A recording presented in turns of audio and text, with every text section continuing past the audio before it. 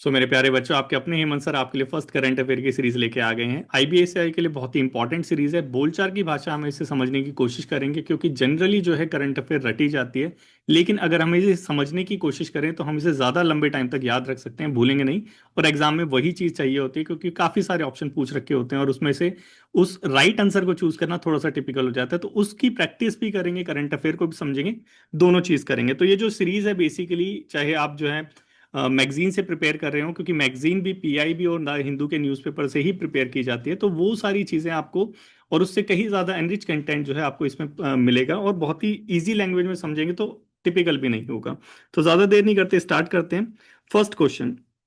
इस क्वेश्चन की सीरीज जो है मैंने आपको कल प्रोवाइड करा दी थी। अब उस क्वेश्चन को सॉल्व करेंगे और देखेंगे उसका रिलेवेंस क्या है, क्यों हम उस क्वेश्चन को पूछ रहे हैं, क्यों वो क्वेश्चन इंपॉर्टेंट है आईबी प्रोस्पेक्टिव से। तो यहाँ पे साउथ चाइना सी से रिलेटेड चीज पूछी गई थी, और आपको पता होना चाहिए साउथ चाइना सी जो है हमेशा कंटेंटियस एक इशू है जो हमेशा न्यूज में रहता है। और अभी क्यों इस चीज को पूछ रहे हैं, क्योंकि ये क्वेश्चन देखोगे तो बेसिकली मोरलेस नॉर्मल सा क्वेश्चन लगेगा, लेकिन इसकी स्टेटमेंट वगैरह थोड़ी सी टिपिकल है। तो इसको थोड़ा सा समझते हैं क्यों ये इंपॉर्टेंट है। तो न्यूज़ कुछ ऐसी थी कि हमारे जो प्रधानमंत्री जी है, माननीय प्रधानमंत्री जी, वो फिलीपींस के जो प्रेसिडेंट है उनसे उन्होंने मुलाकात करी। और उस मुलाकात के दौरान जो है हमने अपना जो रिलेशन है, इंडिया और फिलीपींस का जो रिलेशन है, एक दर्जा ऊपर उठा लिया और उसको उसको क्या नाम दिया, स्ट्रेटेजिक पार्टनरशिप। मतलब अब जो इंडिया और फिलीपींस की जो रिलेशनशिप है, या बोल लीजिए जो पार्टनरशिप है, वो स्ट्रेटेजिक पार्टनरशिप में कन्वर्ट हो चुकी है। स्ट्रेटेजिक पार्टनरशिप क्या होती है? स्ट्रेटेजिक पार्टनरशिप बेसिकली आप बोल लीजिए मतलब की दोस्ती, कि तुम मेरे काम आओ और मैं तुम्हारे काम आऊंगा, वो हो गई स्ट्रेटेजिक पार्टनरशिप। तो अब हम फिलीपींस के काम आएंगे और फिलीपींस हमारे काम आएगा। तो ये सारी चीज कुछ रही थी। हमारे मोदी जी किससे मिले थे? उन प्रेसिडेंट का नाम था मार्कोस जूनियर। बस इतना थोड़ा सा याद रखना, क्योंकि नाम काफी लंबा है, थोड़ी थोड़ी इंफॉर्मेशन हमें थोड़ी सी याद रखनी पड़ेगी। तो मार्कोस जूनियर से हमारे प्रधानमंत्री जी मिले, अपनी जो पार्टनरशिप है फिलीपींस के साथ एक दर्जा उसको ऊपर दे दिया, और कुछ कमिटमेंट करी कि भाई डिफेंस हो गया, मरीन कॉपरेशन हो गया, इकोनॉमिक्स हो गया, इसके ऊपर थोड़ा सा हम ध्यान देंगे, ठीक है। ऑल तो ये सारी चीजें मोरलेस सारे स्ट्रेटेजिक जो पार्टनरशिप होते हैं, रिलेशन होते हैं, मतलब की दोस्ती होती है, उसमें कहीं ना कहीं ये कॉमन होती है। तो ये इतना याद करने की जरूरत नहीं, बस ये याद करना कि हमारी जो फिलीपींस के साथ रिलेशनशिप है वो थोड़ी सी स्ट्रेटेजिक हो चुकी है। अब यहाँ पे पहली बार क्या चीज हुई, क्योंकि आईबी का प्रीवियस ईयर का क्वेश्चन पेपर रिलाइज किया, एनालाइज किया होगा, तो ये पता होगा कि भाई पहली बार जो चीज हुई है वो बहुत ज्यादा वो पूछी थी उसने, ठीक है। वो हमने जो अपना लास्ट एनालिसिस करा था, अगर नहीं देखिए वीडियो तो उसका भी लिंक भी डिस्क्रिप्शन में है, वो आप देख सकते हैं। तो उसमें हमने देखा था कि फर्स्ट टाइम वाली जो मिसलेनियस में थे, 4 से 5 क्वेश्चन ऐसे आए थे कि फर्स्ट टाइम कोई चीज हुई थी तो वो उसने आईबी ने पूछ ली थी। यहाँ पे फर्स्ट टाइम क्या हुई? यहाँ पे फर्स्ट टाइम ये हुई कि हमारी इंडिया के 3 नवल शिप ने जो है ये पार्टिसिपेशन लिया था। जो नवल एक्सरसाइज हुई थी कहाँ पे? फिलीपींस के अंदर हुई थी, इंडिया के अंदर नहीं हुई थी, ये थोड़ा सा याद रखना। अब इसमें टर्म ऑफ रेफरेंस क्या था, ये सारी चीज कॉमन रहती है, इसको रटने की कोशिश मत करना कि कैपेसिटी बिल्डिंग करी। अब जब हम दूसरी कंट्री के साथ जो है एक्सरसाइज करेंगे तो कैपेसिटी बिल्डिंग ही तो करेंगे।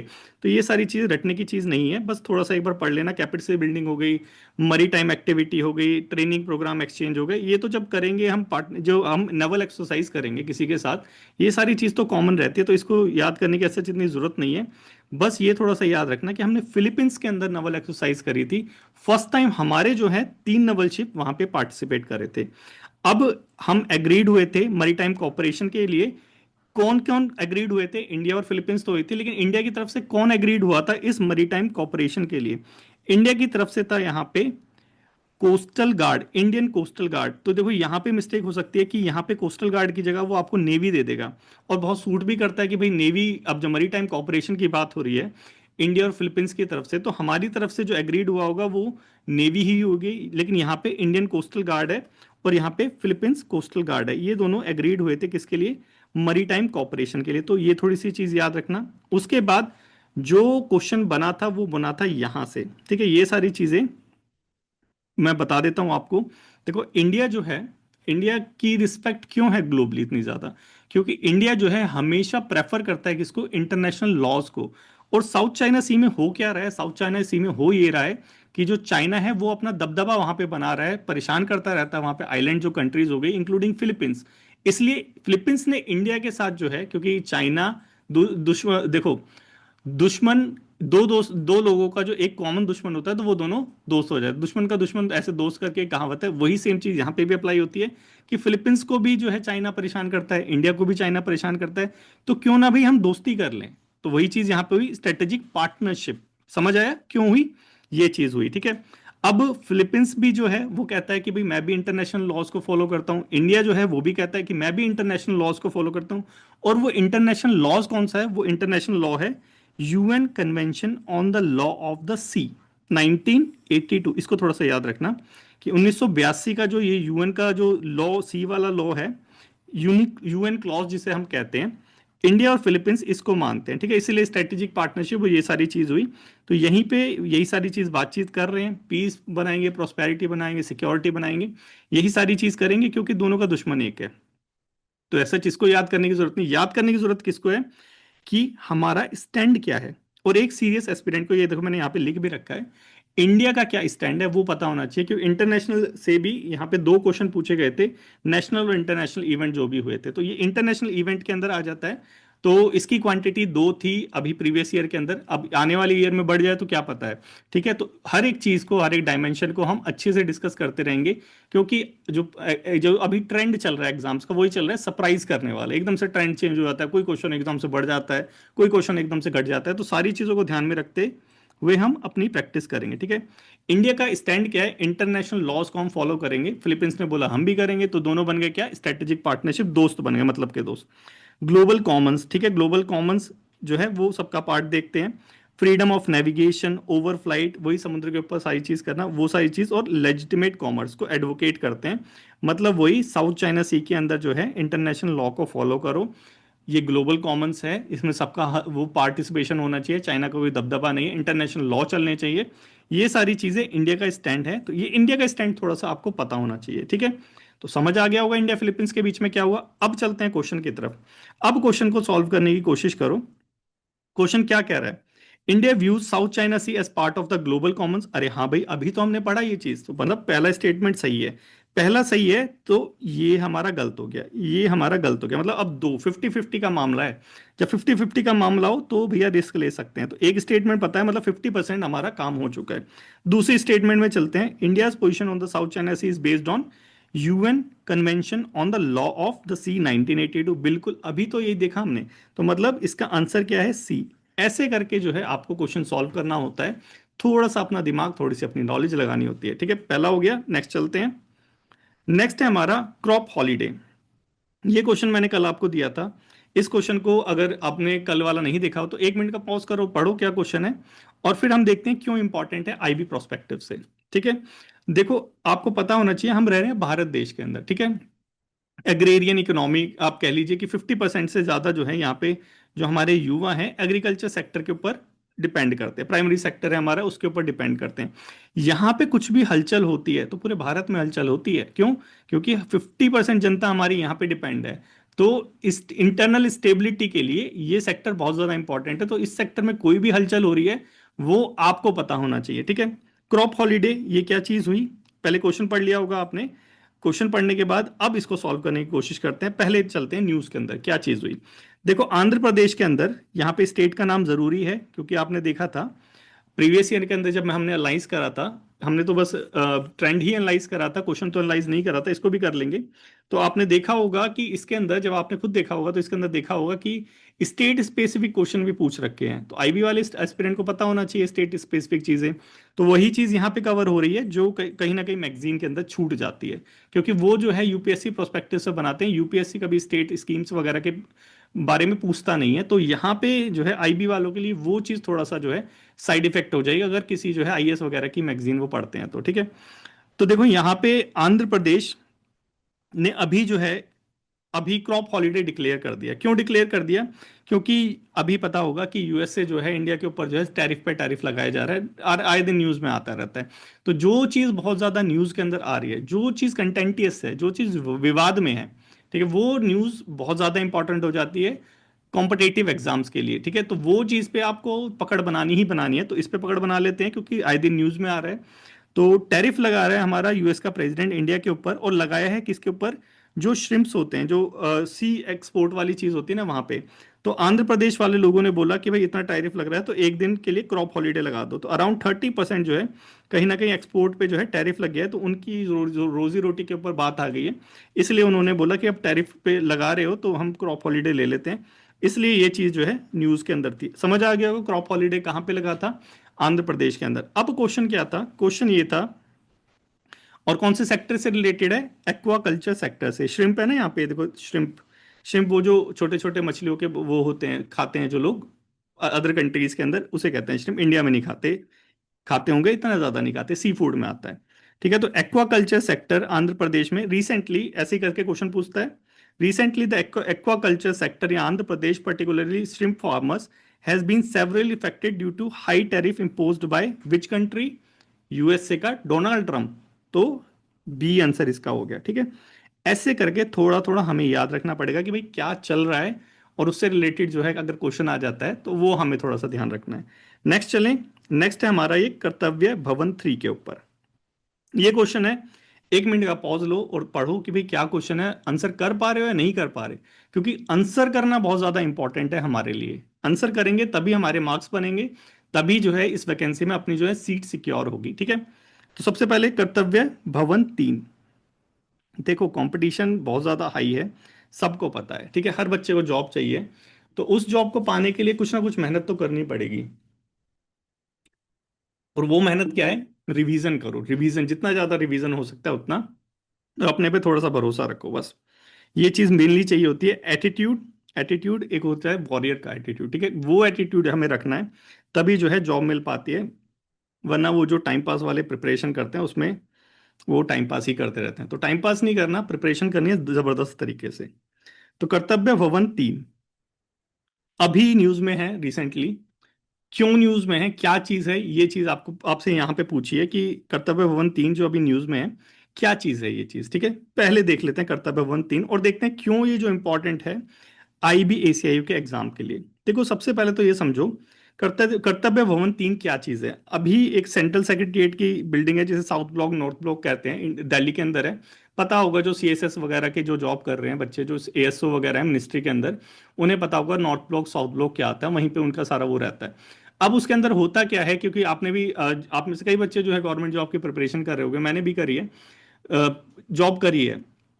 तो वहां पे क्या होता है नॉर्थ ब्लॉक के अंदर, IAS वाईएएस जो है ऐसे ही बेंच बेंच लगा के बैठे रहते हैं। ठीक है, तो IAS हो गया उनका, ASO हो गया, SO हो गया, वो सारे ऐसे ही बैठे रहते हैं एक हॉल के अंदर। ठीक है, उनका एक पर्टिकुलर वैसा रहता है।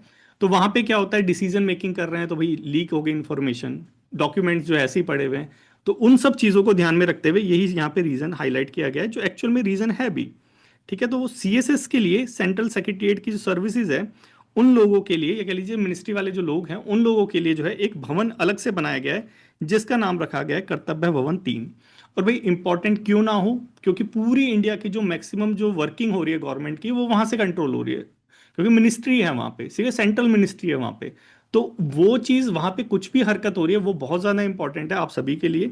तो हाईलाइट इशू क्या है? प्राइवेसी का इशू है, क्योंकि ओपन ऑफिस डिजाइन है पूरा। उसके बाद कॉन्फिडेंशियलिटी नहीं है, कोई डिमार्केशन नहीं है अलग अलग सेक्शंस का, ऐसे ही हॉल में बैठे हुए हैं वो, आप जाके देखेंगे तो पता चलेगा। सिंपल मल्टीपल सेक्शंस है विदाउट सेपरेशन। तो ये प्रॉब्लम जो है, जो मिनिस्ट्री में जॉब कर रहे होंगे उनको पता होगा भाई यही प्रॉब्लम है हाईली।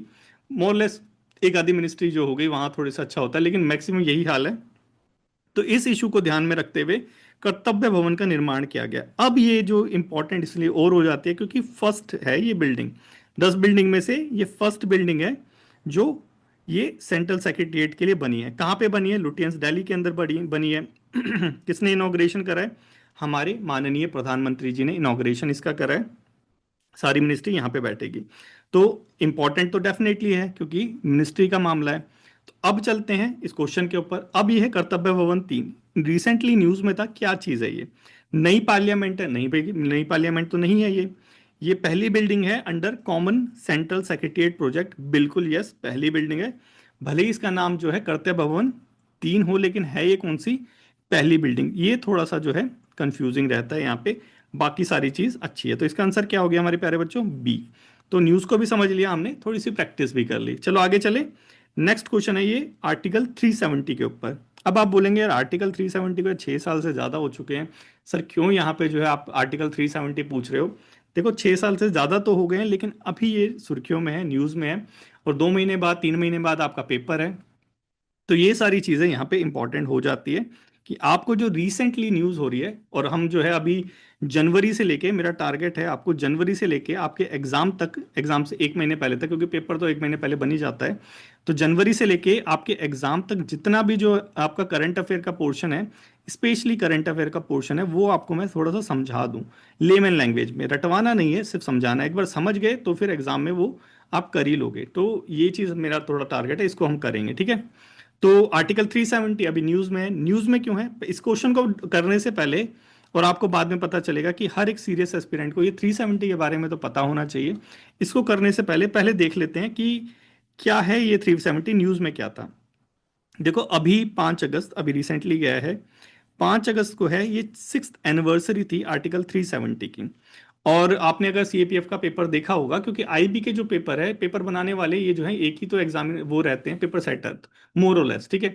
तो ये कहीं ना कहीं दूसरे पेपर को देखते हैं जो हाई एग्जाम वाले हैं, वहां से जो है चीजें को अडॉप्ट कर लेते हैं। जैसे अभी सुप्रीम कोर्ट ऑफ इंडिया का जो पेपर हुआ था 4200 ग्रेड पे वाला, उसके अंदर जो प्रेसी पूछी गई थी, वो प्रेसी डायरेक्टली जो है एक सीपीएफ के एग्जाम से जो है कॉपी कर ली गई थी, ठीक है। तो ये क्या होता है? ये होता है अदर पेपर से जो है ट्रेंड फॉलो कर लेते हैं। सीएपीएफ का एग्जाम सीडीएस के एग्जाम से डायरेक्ट क्वेश्चन पा जाता है, सीएससी के एग्जाम से डायरेक्ट क्वेश्चन पा जाता है। तो अदर पेपर को भी हमें थोड़ा सा और देखना है, उसमें क्या ट्रेंड चल रहा है उसको भी देखना है, ताकि हमारे एग्जाम में उससे डायरेक्टली चीज जो है अगर आए तो हम उसका आंसर कर पाए, ठीक है। तो उसी को ध्यान में रखते हुए ये थोड़ा सा हम देख लेंगे, ठीक है।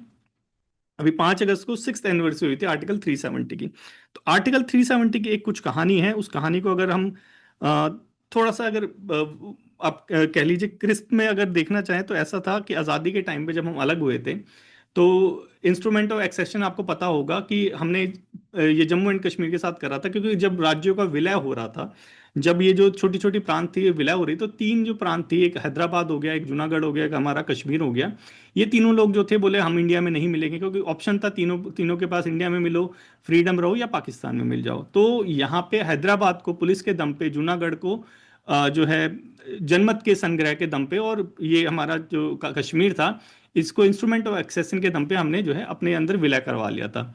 तो हुआ ऐसा था कि आज़ादी के टाइम पे पाकिस्तानियों ने वहां से अटैक कर दिया था। अब वहां के जो राजा हरी सिंह थे वो इंडिया के पास आए कि भाई बचा लो बचा लो। अब इंडिया ने जो है इंस्ट्रूमेंट ऑफ एक्सेशन साइन कर लिया। साइन करने के बाद कंडीशन ऐसी कुछ रखी कि 370 से पहले की बात है ये, ठीक है। कंडीशन ऐसी रखी कि जो तीन अफेयर है जो 370 के अंदर भी है, वो इंडिया जो है टैकल करेगा, बाकी चीज आप देख लो। तो 370 से पहले इंस्ट्रूमेंट ऑफ एक्सेशन आया, और इंस्ट्रूमेंट ऑफ एक्सेशन के बाद 370 आर्टिकल आया। तो कह लीजिए कहीं ना कहीं जो बेस है इंस्ट्रूमेंट 370 का, वो कौन है? Instrument of accession. तो ये थोड़ी चीजें हैं, थोड़ा सा हम इसको देखेंगे, ठीक है। अब इंस्ट्रूमेंट ऑफ एक्सेशन साइन किसके बीच में हुआ था? राजा हरि सिंह के बीच में। और दूसरा कौन था? कमेंट बॉक्स में कमेंट करो, नहीं पता तो माउंट बैटन था, ठीक है। क्यों? क्योंकि उस टाइम में वो कौन था? हमारा इंडिया का गवर्नर जनरल, ठीक है, पहला। तो ये हो गया आजादी के बाद। अब इसको देख लेते हैं कि अभी, ये 370 की तो कहानी पुरानी थी, अभी थोड़ा सा देख लेते हैं कि अभी जो है क्या चल रहा है। देखो कुछ अपोजिशन पार्टी हैं जो आर्टिकल 370 हटाने का जो है विरोध कर रही हैं। इन पार्टीज का थोड़ा थोड़ा नाम आपको पता होना चाहिए। ये ब्लैक डे करके कुछ बोल रही है 5 अगस्त को, क्योंकि ऐसा रिलेटेड, इससे रिलेटेड कुछ क्वेश्चन जो है सीएपीएफ के अंदर पूछा गया था। तो मैंने अभी बताया कि अदर एग्जाम्स में भी हमें थोड़ी सी नजर रखनी है, तो वो नजर ऐसे ही रखेंगे। तो ये कुछ पार्टियों के नाम है, ऐसे थोड़ा सा ध्यान में रखना। इन्होंने थोड़ा सा जो 5 अगस्त को आर्टिकल 370 जो हटाया था उसको बोला ब्लैक डे है, जो कॉन्स्टिट्यूशन का मरण डे है, ऐसे करके कुछ स्टेटमेंट्स बोली थी। तो ये सारी चीजें आपको थोड़ा सा पता होना चाहिए। अब आ जाओ आर्टिकल 370 के ऊपर। आर्टिकल 370 जो है, 370 जो हट चुका है अब, इस ये एक तरह से टेम्परेरी प्रोविजन था, ठीक है, क्योंकि हमें जम्मू एंड कश्मीर को थोड़ी सिक्योरिटी देनी, जम्मू वाले एरिया को, कश्मीर वाले एरिया को थोड़ी सिक्योरिटी देनी थी कि भाई आप इंटरनल मैटर अपना खुद डील कर सकते हो, ठीक है। तो स्पेशल स्टेटस प्रोवाइड कराएगा अंडर द कॉन्स्टिट्यूशन, क्योंकि इंस्ट्रूमेंट एक्सेशन नहीं है, ये आर्टिकल 370 है जो हमारे कॉन्स्टिट्यूशन के अंदर है। क्या क्या ऑटोनॉमी प्रोवाइड कराएगी? ऑटोनॉमी प्रोवाइड कराएगी कि भाई तुम्हारा खुद का कॉन्स्टिट्यूशन हो सकता है, खुद का फ्लैग हो सकता है, और ऑल मैटर्स पे आप कंट्रोल कर सकते हो एक्सेप्ट डिफेंस, फॉरेन अफेयर और कम्युनिकेशन। ये तीन मैटर जो है वो सिर्फ हम डील करेंगे, हम मतलब इंडिया डील करेगी, सेंटर डील करेगी, बाकी आप डील कर सकते हो। किसने ड्राफ्ट करा था आर्टिकल 370? ड्राफ्ट करा था हमारे गोपाला स्वामी अयंगर जी ने, ठीक है। कॉन्स्टिट्यूशन असेंबली के मेंबर थे, डेफिनेटली तभी करा था। टेम्परेरी प्रोविजन हमने देख ही लिया, और किस पे बेस्ड था हमारा, इंस्ट्रूमेंट ऑफ एक्सेशन, और इसकी कहानी हमने ऑलरेडी देख ली है, ठीक है। अब चलते हैं दोबारा क्वेश्चन के ऊपर। जब क्वेश्चन के ऊपर जाओगे तो अब तो क्वेश्चन बहुत ज्यादा इजी लगेगा, क्यों? क्योंकि हमने तो कहानी जान ली है 370 के ऊपर। तो देखते हैं क्या है 370 जो है। पहला स्टेटमेंट ऐसे स्टेटमेंट देता है। पहला स्टेटमेंट, जो हमारा जम्मू एंड कश्मीर है उसको स्पेशल स्टेटस दिया गया है हमारे आर्टिकल 370 के अंदर, और बिल्कुल सही स्टेटमेंट है, और बिल्कुल सही स्टेटमेंट है। तो पहला तो सही हो गया। जब पहला सही हो गया तो हम 75% श्योर हो चुके हैं, मतलब 25% जो है चांसेस जो हमारे थे 100% अनश्योर थे, तो अब वो 75% हो चुका है कि अब तीन में से हमें चूज करना, अब चार में से नहीं करना।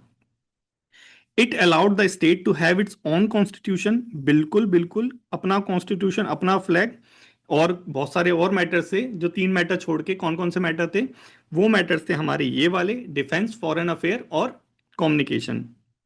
तो ये सारी आज़ादी भी थी, मतलब दूसरा स्टेटमेंट भी सही है। दूसरा सही है, तो अब हम यहाँ पे 50-50 तक पहुंच चुके हैं। It was added to the constitution temporary provision, बिल्कुल टेम्परेरी प्रोविजन था, तभी तो हटा दिया, नहीं तो हटा नहीं पाते। परमानेंट होता तो कैसे हटा पाते? टेम्परेरी था, हटा दिया, ठीक है। तो तीनों ही स्टेटमेंट यहाँ पे सही हो गई। आंसर हमारा क्या हो गया? डी। Very good.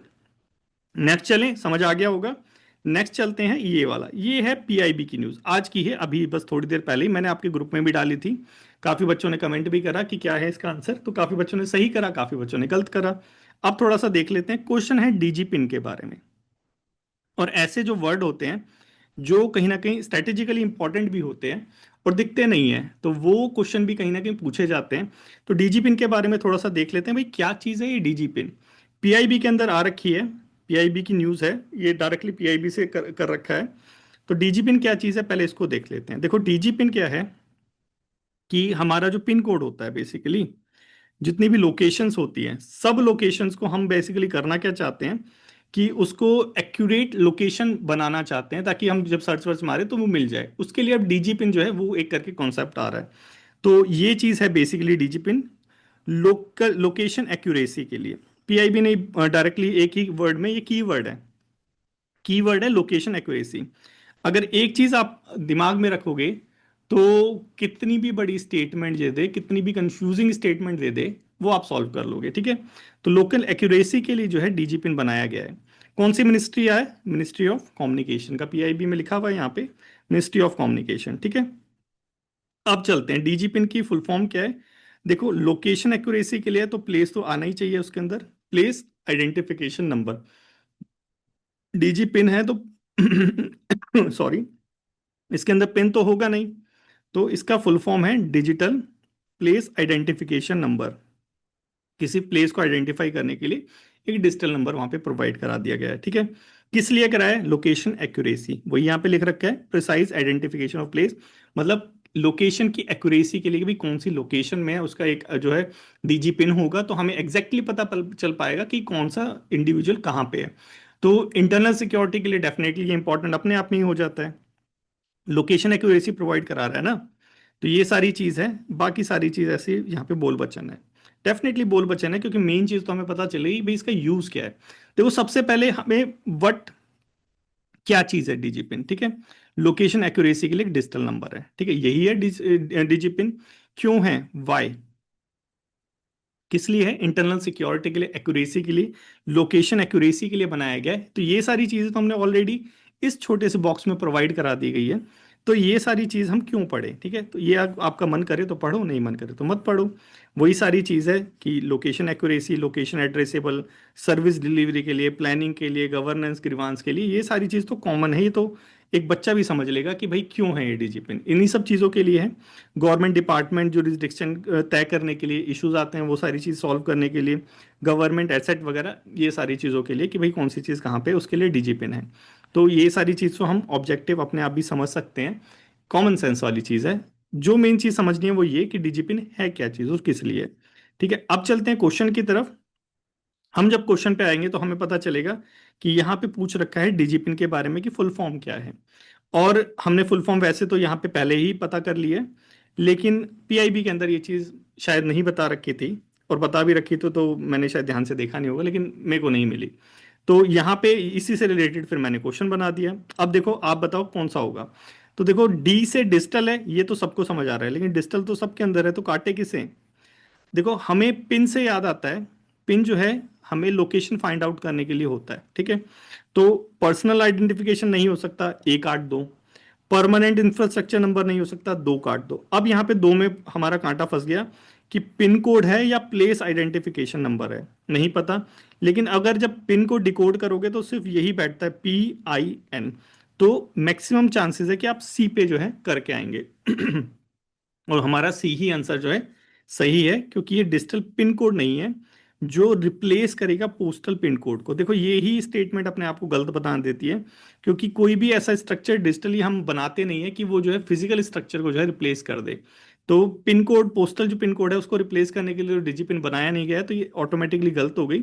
सी स्टेटमेंट हमारी सही होगी। तो डिजी पिन समझ आ गया होगा। नेक्स्ट चलते हैं। नेक्स्ट है हमारा माइक्रोप्लास्टिक। अब देखो ये क्वेश्चन मैंने आपको दिया था, ये शायद आपको दिया नहीं है, ये आज के ही शायद न्यूज़पेपर से मैंने जो है फॉर्म किया है, क्योंकि अब धीरे धीरे करके जो है आपका जो है सीए तो पूरा करंट अफेयर तो प्रिपेयर करना ही है। अभी आज का न्यूज़पेपर हो गया, जो आज जब जो चल रहा है वो तो आता ही रहेगा, लेकिन जो पिछला हो चुका है जनवरी से, वो भी हम जो है वीडियोस के थ्रू जो है कवर कर लेंगे जैन से, ठीक है। जैन 2025 से अब तक का जो है करंट अफेयर वो भी हम जो है प्रिपेयर कर लेंगे वीडियोस के अंदर। तो बस बने रहना सीरीज के साथ, ठीक है। अब ये क्वेश्चन पूछा गया है माइक्रोप्लास्टिक पॉल्यूशन के ऊपर। अब देखो ये क्वेश्चन क्यों इंपॉर्टेंट हो जाता है, क्यों ये क्वेश्चन इंपॉर्टेंट है। अभी रिसेंटली जो है हमारी ministry of earth and science ने सर्वे कंडक्ट करा है। अब सर्वे का नाम सुनते ही जो है आईबी वालों के कान खड़े हो जाने चाहिए, क्योंकि अगर आपने एनालिसिस देखा होगा, जब मैंने बताया था ट्रेंड फाइंड आउट करा था, तो यहाँ पे इंडेक्स हो गया, अवार्ड हो गया, सर्वे हो गया, रिपोर्ट हो गया, इनसे 6 क्वेश्चन आए थे, ठीक है। स्कीम वाले से मिनिमम 2 आए थे और मैक्सिमम 6 आए थे, लेकिन सर्वे वाले क्वेश्चन से 6 क्वेश्चन मैक्सिमम आए थे, मिनिमम 4 क्वेश्चन आए थे, मतलब 4 नंबर का ये मामला है 20 नंबर में से। तो सर्वे, इंडेक्स, रिपोर्ट वगैरह, नॉमिनेशन, ये सारी चीज बहुत इंपॉर्टेंट हो जाती है। तो अभी जो सर्वे कंडक्ट हुआ है ministry of earth and science ने करवाया है, NCCR national centre for coastal research के साथ मिलके। फाइंड आउट बेसिकली यही करा है, हमारा वेस्ट कोस्ट हो गया, ईस्ट कोस्ट हो गया, दोनों चीज को छान मारा है इस सर्वे के अंदर। और सर्वे के अंदर पाया कि जो मेन सोर्स है माइक्रोप्लास्टिक पॉल्यूशन का, अब ये भी समझेंगे माइक्रोप्लास्टिक पॉल्यूशन क्या है, उसको भी देखेंगे। बेसिकली जो प्लास्टिक होती है, जब वो आप क्या, हम क्या करते हैं, प्लास्टिक हम क्या सभी लोग करते हैं मैक्सिमम, और ऐसा नहीं करना चाहिए, एनवायरनमेंट को सेव करना चाहिए, अपने भारत को स्वच्छ भारत बनाना चाहिए। होता क्या है बेसिकली, खाया और फेंक दिया नालों के अंदर। नाले का पानी कहाँ जाके मिल जाता है, नदियों में। नदियों का पानी जाके मिल जाता है समुद्र में। तो वो जो प्लास्टिक की पन्नी है तैरते तैरते तैरते जो है समुद्र तक पहुंच जाती है। अब जो प्लास्टिक है वो टूटती तो है नहीं, डिग्रेड तो होती नहीं, क्योंकि बायोडिग्रेडेबल डिग्रेडेबल प्लास्टिक वो है नहीं। तो वो क्या होती है, छोटे छोटे छोटे छोटे टुकड़ों में एकदम एकदम बट जाती है। और वो जो माइक्रो प्लास्टिक है वो पूरे भारत में हर एक जगह पाई जाती है। भारत बोल रहा हूँ, पूरे विश्व में हर एक जगह पाई जाती है। समुद्र का वो तल हो गया, आर्कटिक हो गया, अंटार्कटिक हो गया, सब जगह वो माइक्रो प्लास्टिक पाई गई है। स्टडी के अंदर ये पाया है।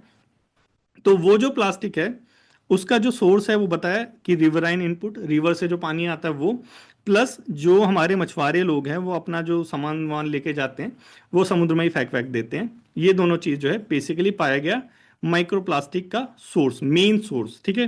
तो स्टडी, क्या स्टडी थी, किसने करी थी, ministry of earth and science ने। क्या पाया गया स्टडी के अंदर, माइक्रोप्लास्टिक का मेन सोर्स क्या है, ठीक है। कहाँ पे करी थी, वेस्ट कोस्ट ईस्ट कोस्ट के करी थी। अब जो माइक्रोप्लास्टिक है वो क्या होती है, 3 पार्ट में डिवाइड कर दिया गया है। सबसे टिनी वाला देखो, टिनी जो माइक्रोप्लास्टिक होती है वो 1 माइक्रोमीटर से 5 मिलीमीटर तक की होती है। बस ये थोड़ा सा याद रख लेना कि माइक्रोप्लास्टिक का जो साइज कितना होता है वो इतना होता है, उसके बाद थोड़ा सा बड़ा, थोड़ा सा और बड़ा। अब बाकी सारी चीजें ऐसे ही हैं। अब चलते हैं क्वेश्चन की तरफ।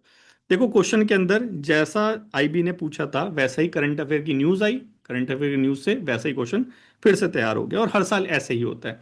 तो हर साल की तरह आपको भी जो है प्रिपेयर रहना है। जैसे आईबी जो है अपने आप को प्रिपेयर कर लेता है, आपको भी अपने आप को प्रिपेयर करना है। और करंट अफेयर के साथ रहोगे तो करंट अफेयर की एकदम चिंता भूल जाओ, क्योंकि हमारे एक और सर हैं वो भी आपके लिए जीएस का जो है, जनरल स्टडीज की मैं बात कर रहा हूँ, वो भी जो पूरा प्रिपेयर करने के लिए वो भी तैयार कर रहे हैं अपने आप को।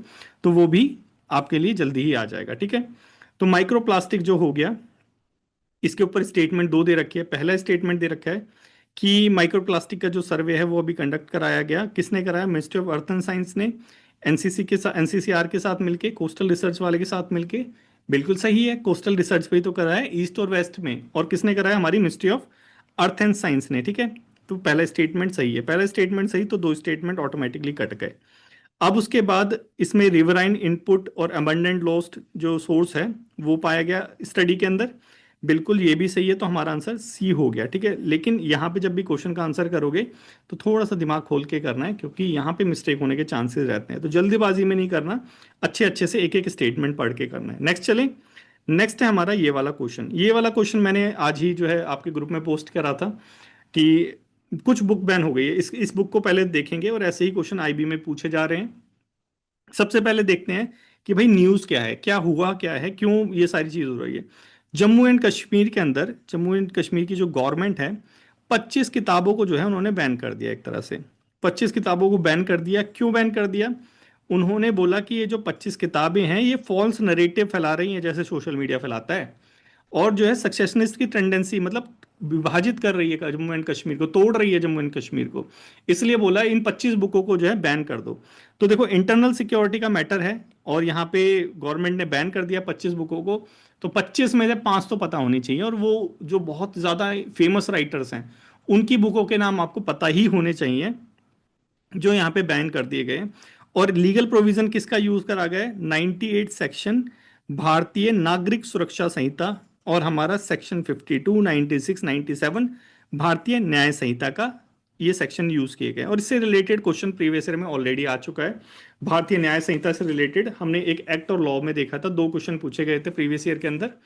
तो ये भी हमारे लिए इंपॉर्टेंट हो जाता है। तो किस चीज को छोड़ोगे? यहाँ पे सारी चीज इंपॉर्टेंट है मेरे प्यारे बच्चों, कुछ भी चीज नहीं छोड़ सकते। ठीक है, तो कान खोल के रिवाइज करते रहना। इसकी जो पीडीएफ है ये मैं ग्रुप में प्रोवाइड करा दूंगा। जिन बच्चों ने ग्रुप ज्वाइन नहीं किया वो जल्दी से ग्रुप ज्वाइन करो, क्योंकि ऐसी चीज बच्चों ढूंढने से भी नहीं मिलेगी। ठीक है, तो नोटेबल ऑथर के नाम थोड़ा सा देख लेते हैं। और जो वो बहुत फेमस है उसको मैंने ऑलरेडी रेड कर रखा है। अरुंधति रॉय बहुत फेमस राइटर है, बहुत प्यारी प्यारी बुकें लिखी हैं। उन्होंने एक बुक लिखी है आज़ादी, और ये तो मैंने भी, आपके सर ने भी जो है रीड करी है आज़ादी, और इसको भी बैन कर दिया गया है। तो ये सारी चीज़ें हो रही हैं इंटरनल सिक्योरिटी के लिए। जीएन नूरानी, इनकी बुक थी कश्मीर डिस्प्यूट के ऊपर। सुमंत्रा बोस, इनकी बुक थी Kashmir at the cross road. और स्टीव पी कोहन, इनकी बुक थी confronting tourism, terrorism, sorry tourism. उसके बाद क्रिस्टोफर सिडेन की बुक थी इंडिपेंडेंट कश्मीर। और आयशा जलाल और सुजाता बोस की बुक का नाम क्या था? Kashmir and future of south Asia. तो यहाँ पे 5-6 बुक ही दे रखी हैं, क्योंकि इंपॉर्टेंट राइटर्स हैं, सारे न्यूज़पेपर के अंदर आया हुआ है। इन सब के नाम आपको एटलीस्ट याद होने चाहिए। सबका नाम याद भी ना हो तो एक आइडिया होना चाहिए कि हाँ इनकी बुक वो वाली थी। ठीक है, तो देख लेते हैं अब प्रीवियस ये वाला जो क्वेश्चन है, प्रैक्टिस क्वेश्चन जो मैंने आपको दिया था, इसका आंसर क्या है। अब देखो, एक बार पढ़ने में तो आपके सर को भी जो है बुकों के नाम याद नहीं होंगे, लेकिन उस बुक का नाम जरूर याद हो जाएगा जो आपके सर ने रीड कर रखी है, जो मैंने रीड करके, हेमंत सर ने। वो है, सबसे पहले देखो मैंने रीड कर रखी है आज़ादी। और इतनी फेमस राइटर है अरुंधति रॉय जी कि आप पूछो मत। तो मतलब सी का तो ए है। सी का आंसर क्या है? पहला सी का मिलान होगा किसके साथ? वन के साथ। अब देख लो, सी का वन के साथ हो रहा है, ए के अंदर हाँ हो रहा है, सी के अंदर नहीं हो रहा, बी के अंदर नहीं हो रहा, डी के अंदर नहीं हो रहा। तो ऑटोमेटिकली आंसर क्या हो गया? ए। सारी चीज याद करने की जरूरत नहीं है, सिर्फ एक अगर स्टेटमेंट याद हो जो मोस्ट इंपॉर्टेंट है तो भी आपका काम हो सकता है। ये चीज हमें ये प्रैक्टिस क्वेश्चन बताती है। लेकिन रिस्क मत लेना, फिर भी एक दो बार रिवाइज कर लेना। ठीक है, नेक्स्ट चलें। नेक्स्ट है ये वाला पोक्सो रूल 2020। देखो, एक्ट भी आया था हमारे प्रीवियस ईयर के अंदर। एक्ट आया था, हमारे जो आईबी का एग्जाम हुआ था लास्ट वाला, उसके अंदर एक्ट भी दिया गया था। ठीक है, तो एक्ट दिया था, और ये वाला एक्ट हमारे लिए इंपॉर्टेंट है। और क्यों इंपॉर्टेंट है? क्यों सर ये आप एक्ट लेके आए? ऐसे तो 10-36 एक्ट है, क्यों ये वाला एक्ट हम लेके आए? देखो, एक्ट इसलिए इंपॉर्टेंट है क्योंकि एज ऑफ कंसेंट को लेके अभी थोड़ा सा वाद विवाद चल रहा है गवर्नमेंट के बीच में और अपोजिशन पार्टी के बीच में। चलो ये तो पॉलिटिकल मैटर हो गया, लेकिन अभी रिसेंटली, या पिछले महीने या उससे पिछले महीने, लेकिन अभी जो है हाल फिलहाल ताजा ताजा खबर है, ऐसा कुछ हुआ था जब मैंने न्यूज़, क्योंकि मैं डेली डिस्पैच बनाता हूँ सीपीएफ वाले बच्चों के लिए, तो और बहुत ज़्यादा वो पसंद भी करते हैं उसको, थैंक यू। तो ये जो डेली डिस्पैच बनाया था उस टाइम में एक न्यूज़ आई थी कि एक कोर्ट का जजमेंट आया था, और उसने जो ऐसा हुआ था बेसिकली कि एक नाबा चिल्ड्रन किसको बोलते हैं, लीगल लैंग्वेज में बोले तो 18 साल से कम के जो बच्चे होते हैं उन्हें हम बोलते हैं चिल्ड्रन, ठीक है। हम समझते हैं कि वो वनरेबल हैं, उनके पास इतनी क्षमता नहीं है कि वो अपना डिसीजन खुद ले पाए। तो उस कंडीशन में अगर उनके साथ कुछ और हो जाता है, कुछ हो जाता है, तो पॉक्सो एक्ट लग जाता है एकदम से। अब वो करने वाला जो है, चाहे वो एडल्ट हो चाहे वो एडल्ट ना हो, लगता है पॉक्सो, ठीक है। अब हुआ ऐसा था कि कोर्ट ने, हुआ ऐसा था बेसिकली कि एक नाबालिग लड़की, 18 साल से कम एक लड़की थी, उसने जो है एक लड़के के साथ, जो कि बालिग था, 18 साल से ऊपर का था, 22 साल का था, उसके साथ जो है शादी कर ली, ठीक है। अब शादी कर ली तो अंडर द पॉक्सो एक्ट ये माना जाता है कि उसके पास जो है डिसीजन लेने का जो है उस पर क्षमता नहीं है। तो कोर्ट ने क्या करा, उसके माँ बाप ने कंप्लेंट करवाई कि इसने जबरन जो है हमारी बेटी को अगवा करके शादी कर ली। कोर्ट ने क्या करा, उसको जेल में भेज दिया। लेकिन इस केस में कोर्ट ने क्या करा, उस लड़की को ही पनिशमेंट दे दी, क्योंकि वो लड़की तो उसके साथ रहना चाहती थी। तो फाइनली ये जो केस था ये सुप्रीम कोर्ट के अंदर गया, और सुप्रीम कोर्ट ने यहाँ पे एडोलोसेंट, क्योंकि 18 साल से कम थी, एडोलोसेंट की जो कंसेंट है उसको रिस्पेक्ट देते हुए बोला कि इनकी जो कंसेंट होती है उसको भी हमें जो है रिस्पेक्ट देनी चाहिए। तो ये एक एक्सेप्शनल केस था जहाँ पे 18 साल से कम किसी जो है बच्चे ने डिसीजन लिया, और कोर्ट ने उसको जो है मान्य कर दिया। तो उसी को लेके वाद विवाद हो रहा था कि ये जो एज ऑफ कंसेंट है इसको थोड़ा सा कम कर देना चाहिए, या कह लीजिए जो हम जो बच्चों की डेफिनेशन है उसको थोड़ा सा कम कर देना चाहिए। तो लेकिन यूनियन गवर्नमेंट जो है करने को तैयार नहीं है, 16 साल बोल रहे हैं, वो बोल रही है 18 साल ही रहेगी। अपोजिशन चल रहा है, तो वाद विवाद में ये न्यूज़ है, ये मैटर थोड़ा समझ आ गया होगा।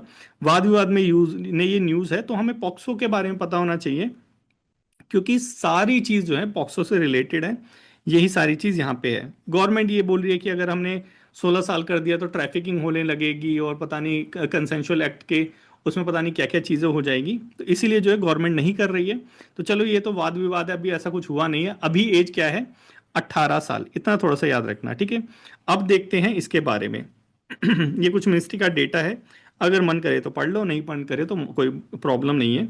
यहाँ पे बस उतना ही बता रखा है, ये ऐसे राइटिंग के लिए बेसिकली इंपॉर्टेंट होता है। तो अभी तो टीयर 1 है ऐसे राइटिंग के लिए, अभी बहुत टाइम है, तो आप चिंता मत करो, वो भी करवा देंगे, ठीक है। अब पॉक्सो थोड़ा सा देख लेते हैं, पॉक्सो क्या होता है। Protection of children for from sexual offence, इससे रिलेटेड चीज आपको पता होनी चाहिए। कंटेंटियस इशू है, एक्ट है, आ सकता है, ठीक है। अब ये जो एक्ट अनेक्ट हुआ था, ये हुआ था हमारा 2012 के अंदर। क्यों हुआ था, क्योंकि हमने इंटरनेशनल एक कमिटमेंट अपनी रेक्टिफाई करी थी, आर्टिकल 51, थोड़ा सा आपको याद रखना, इंटरनेशनल से रिलेटेड ये है। तो हमने रेक्टिफाई करा UN convention on the right of the children. मतलब कि मान लीजिए कि ये जो एक्ट है हमारा पॉक्सो, इसका जो बेस है वो है UN convention right of the children 1992, ये पता होना चाहिए, ठीक है। इसका एम क्या है, इसका एम है बच्चों को सेक्सुअल अब्यूज और एक्सप्लॉइटेशन से बचाना, मतलब कि जो एडल्ट है उनकी बुरी नज़रों से बचाना, बस इतना समझ लो। बच्चा कौन है, 18 साल से कम जो है वो बच्चा है। सिंपल इसी चीज़ को लेकर तो विवाद चल रहा है, तो ये चीज़ तो ज़रूर पता होनी चाहिए। Anyone below the 18 year of age, बच्चा है भैया वो, और उसके साथ कुछ होगा तो सीधा क्या लगेगा, हमारा पॉक्सो लगेगा। कभी अमेंड हो रखा है क्या पॉक्सो, बिल्कुल हो रखा है, 2019 में ऐसी क्वेश्चन पूछती है जो बड़े बड़े एग्जाम्स होते हैं, कि अमेंड हो रखा है कभी, एक बार भी अमेंड नहीं हुआ, हाँ हो रखा है, और 2019 में हो रखा है। अभी जो चलता है वो चलता है रूल 2020। तो रूल 2020 में क्या चीज है, ये थोड़ा सा देख लेते हैं। ये जो पॉक्सो एक्ट है, ये लड़के लड़कियों को इक्वल मानता है, मतलब जेंडर न्यूट्रल जो है ये एक्ट है। दूसरा चीज कि अगर किसी बच्चे के साथ कोई कुकर्म हो रहा हो और किसी को पता चल गया हो, आपको पता चल गया हो, और आपने रिपोर्ट नहीं करा, तो आपको भी इस एक्ट के अंदर गिरफ्तार कर लिया जाएगा। मतलब जो रिपोर्टिंग है वो मैंडेटरी है, सिंपल चीज। और क्या चीज डेफिनेशन है, यहाँ पे डेफिनेशन बहुत क्लियरली दे रखी है सेक्सुअल असॉल्ट वगैरह की। अगर कोई इंडिविजुअल चाइल्ड पोर्नोग्राफी अपने मोबाइल में भी रखता है तो वो भी क्रिमिनलाइज्ड होगा अंडर दिस एक्ट, ये भी आपको पता होना चाहिए, ऐसी कभी कभी चीजें पूछ लेता है, ठीक है। और कुछ कुछ की प्रोविजन है छोटे छोटे, ये भी पता होना चाहिए। जैसे बच्चों के लिए स्पेशल कोड बना रखा है, इंटरिम कंपनसेशन के का भी प्रोविजन है। तो स्पेशल कोड, ताकि उनका जो डिसीजन है वो बहुत फास्ट फास्ट हो। अब स्पेशल कोड बनाने के साथ साथ जो है, इनके लिए उनको रिलीफ प्रोवाइड कराने के लिए, उनको मदद प्रोवाइड कराने के लिए, क्योंकि जुडिशरी हो गया, क्योंकि बच्चे हैं ना वो, उनका साइकोलॉजिकली वैसा डेवलप तो नहीं हो, यहाँ तो बड़े जो हैं पुलिस की वर्दी देख के डर जाते हैं, कोर्ट के उन कचहरियों को देख के डर जाते हैं, वो तो बच्चे हैं। तो उनके लिए स्पेशली जो है एक कमेटी है चाइल्ड वेलफेयर कमेटी, ठीक है। तो वो सारा जो है उनका देख रेख करती है, ना कि ये स्पेशल कोर्ट करता है। कोर्ट तो डिसीजन लेता है, लेकिन उन बच्चों का देख रेख, उनको रिलीफ मिला नहीं मिला, उनको कंपनसेशन मिला नहीं मिला, उनको जो है कुछ भी सपोर्ट चाहिए, A to Z चीज थ्रू आउट द इन्वेस्टिगेशन और ट्रायल, वो सारी चीज कौन देखता है? CWC। तो उसको सपोर्ट पर्सन भी बोलते हैं, ठीक है। ये थोड़ी सी चीज याद रखना, क्योंकि इससे रिलेटेड क्वेश्चन आ जाता है और हम टिक करके आ जाते हैं स्पेशल कोर्ट के ऊपर, ठीक है। ये सारी चीज यहाँ पे बता रखी है। आई होप पॉक्सो तो अच्छे से समझ आ गया होगा। इतना ही था। अब पहले क्वेश्चन देख लेते हैं, क्वेश्चन आया नहीं आया। क्वेश्चन क्या था? क्वेश्चन था ये कि अंडर द पॉक्सो एक्ट, जो हमारा रूल है 2020, 19 में अमेंड हुआ था, 20 वाला जो रूल है वो, उसके अंदर इमीडिएट पेमेंट पेमेंट के लिए रिकमेंडेशन जो है वो कौन देता है बच्चों के लिए? स्पेशल कोर्ट देता है। हमने देखा कोर्ट तो डिसीजन देता है, नहीं देता। पुलिस ऑफिसर इंचार्ज, पुलिस क्यों देगा भाई? पुलिस तो वैसे ही जो है, छोड़ो इसको। Next, child welfare committee. हाँ, हमें इतना पता है कि जो चाइल्ड वेलफेयर कमेटी है वो, अगर पॉक्सो के अंदर कुछ भी होता है तो वो उनका सबसे बेस्ट फ्रेंड है, वही सारी चीज उनकी मैनेज करेगा, तो ये देता होगा। उसके बाद national commission protection of child rights, इसका तो हमने जिक्र ही नहीं पढ़ा, तो ये क्यों देगा? तो आंसर हो गया क्या हमारा? सी। तो ऐसे करके कुछ जो है आपको सॉल्व करना होता है। तो यही था। आई होप कि अच्छे से समझ आ गया होगा आप सभी को। और अच्छे, अगर नहीं समझ आया तो कमेंट बॉक्स में बता दो, मैं फिर समझा दूंगा तुम आपको अगले अगले लेक्चर के अंदर। तो यही था सब कुछ। और एक चीज़ और मैं आपको बताना चाहता हूँ, अगर जो बच्चे यहाँ तक रुक गए हों, कि हमारे जो बैचेस हैं IB ACIO के, इंग्लिश का हो गया, मैथ का हो गया और GS के, ये सारी चीज़ जो है, ये सारी चीज़ उस बैच के अंदर कवर है। और कोई बच्चा अगर इंटरेस्टेड हो तो वो हमारी वेबसाइट himantra.com के ऊपर फ्रंट के पेज के ऊपर ही है, वो जाके जो है एक्सेस कर सकता है। और इसका लिंक जो है हम अपने टेलीग्राम ग्रुप में प्रोवाइड करा देंगे। तो इतना ही था इस लेक्चर के अंदर। Thank you so much. बाकी GS जो है, करंट अफेयर, यहाँ पे कवर होगी ही होगी, जो बैच में है वही यहाँ पे रहेगी, तो उसकी चिंता मत करना। Thank you so much for today discussion. Take care.